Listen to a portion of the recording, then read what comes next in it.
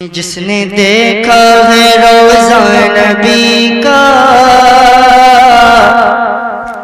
جس نے دیکھا ہے روزہ نبی کا، جس نے دیکھا ہے روزہ نبی کا، جس نے دیکھا ہے روزہ نبی کا، اس کا دل جگمگانے لگا ہے۔ جس نے دیکھا ہے روزہ نبی کا، اس کا دل جگمگانے لگا ہے۔ جس نے دیکھا ہے روزہ نبی کا، اس کا دل جگمگانے لگا ہے۔ جس نے دیکھا ہے روزہ نبی کا، اس کا دل جگمگانے لگا ہے۔ آ گیا دیکھو حج کا مہینہ، آ گیا دیکھو حج کا مہینہ، قافلہ طیبہ جانے لگا ہے۔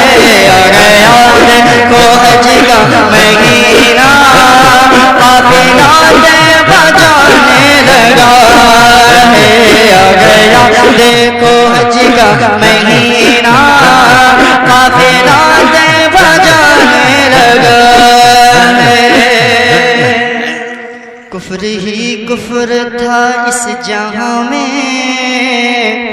شرک ہی شرک تھا کل جہاں میں۔ کفر ہی کفر تھا اس جہاں میں، شرک ہی شرک تھا اس جہاں میں۔ کفر ہی رسول اللہ صلی اللہ علیہ وسلم نے ارشاد فرمایا کہ ایک حاجی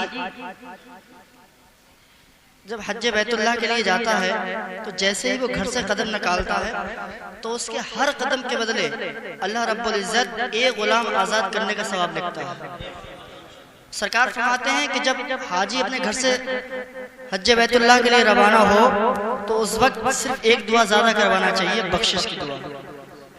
اللہ رب العزت حاجی کو پاک و صاف فرما کر یہاں بھیجتا ہے، تو جس کے لیے اللہ رب العزت جس کے لیے حاجی سے دعا کریں گے اور اگر حاجی صاحب نے اس کے حق میں دعا کر دی تو اللہ رب العزت ان کی دعا کو رد نہیں فرمائے گا، قبول فرما لے گا۔ تو زیادہ سے زیادہ اپنی مغفرت کی دعا حاجی صاحب سے کرائیں انشاءاللہ۔ اور ہمارے بھی یہ عرض ہے کہ حاجی صاحب جب دیار نبی میں جائیں تو ہمارے لیے بھی مغفرت کی دعا فرمائیں۔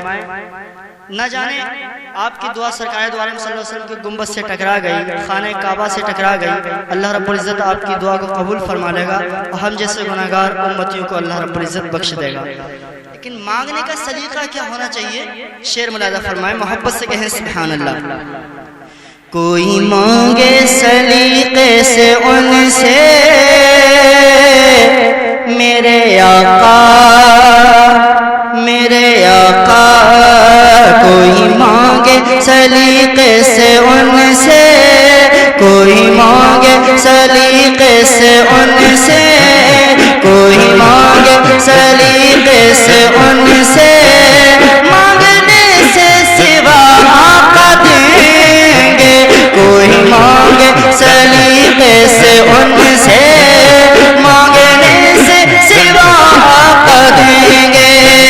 کوئی مانگے سلیقے سے ان سے، مانگنے سے سوا آقا دیں گے۔ رب کے محبوب کا ایسا در ہے، رب کے محبوب کا ایسا در ہے، جو خزانے لٹانے لگا ہے۔ رب کے محبوب کا ایسا در ہے، جو خزانے لٹانے لگا ہے۔ رب کے محبوب کا ایسا در ہے، جو خزانے لٹانے لگا ہے۔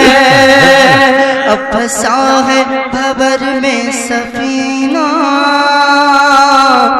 المدد تاجدار مدینہ، المدد تاجدار مدینہ۔ اب پھنسا ہے بھور میں سفینہ، پھنسا ہے بھور میں سفینہ، المدد تاجدار مدینہ۔ اب پھنسا ہے بھور میں سفینہ، المدد